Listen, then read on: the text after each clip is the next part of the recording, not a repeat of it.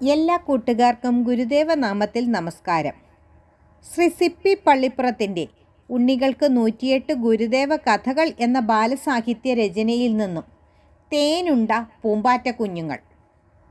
ഒരു ദിവസം ഗുരുദേവൻ ആലുവ അദ്വൈതാശ്രമത്തിൻ്റെ വരാന്തയിൽ നിൽക്കുകയായിരുന്നു. നേരം ഉച്ചയായി. ആശ്രമ പാഠശാലയിൽ മണിമുഴങ്ങി.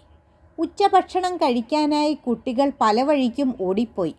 ഈ സമയത്താണ് ഉച്ചപ്പട്ടിണിക്കാരായ കുറേ കുട്ടികൾ ആശ്രമ വളപ്പിലെ മാവിൻ ചുവട്ടിലും പ്ലാവിൻ ചുവട്ടിലുമൊക്കെയായി കൂടി നിൽക്കുന്നത് ഗുരുദേവൻ കണ്ടത്. കുട്ടികളുടെ തളർന്ന നിൽപ്പ് കണ്ട് സ്വാമികൾക്ക് വല്ലാത്ത ദൈന്യത തോന്നി.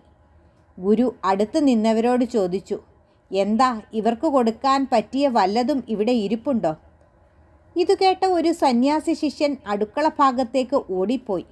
കുറച്ചു കഴിഞ്ഞ് തിരിച്ചു വന്നിട്ട് പറഞ്ഞു, അവിടെ ഒന്നുമില്ല. എന്ത് ഒന്നുമില്ലേ? ഗുരുദേവൻ അതിശയോക്തി കലർന്ന സ്വരത്തിൽ ചോദിച്ചു. ഒരു കുപ്പി തേൻ മാത്രമേ അവിടെയുള്ളൂ.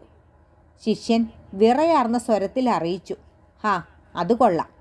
തേൻ തൽക്കാലം വിശപ്പ് ശമിപ്പിക്കും. അതിങ്ങെടുത്തോളൂ, ഗുരു അരുളി ചെയ്തു.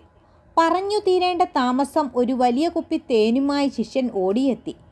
കുട്ടികളോട് ഓരോ പ്ലാവിലെ കുമ്പിളുമായി അവിടേക്ക് വരാൻ ഗുരുദേവൻ ആജ്ഞാപിച്ചു.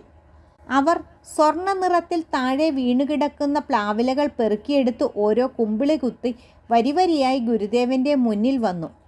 സ്വാമികൾ തന്നെ ഓരോ കുമ്പിളിലും അല്പാൽപ്പം തേൻ ഒഴിച്ചു കൊടുത്തു. പൂമ്പാറ്റകൾ തേൻ നുകരുന്നത് പോലെ കുട്ടികൾ അടക്കാനാവാത്ത സന്തോഷത്തോടെ തേൻ നക്കി നക്കി കുടിച്ചു. ഹായ്, എന്തൊരു മധുരം! അവർ തമ്മിൽ തമ്മിൽ പറഞ്ഞ് വീണ്ടും വീണ്ടും ചുണ്ടുനക്കി. കുട്ടികളുടെ ഈ ചിരിയും കൊതിയും ആഹ്ലാദവും കണ്ട് ഗുരുദേവൻ്റെ മനസ്സ് നിറഞ്ഞു. നന്ദി, നമസ്കാരം.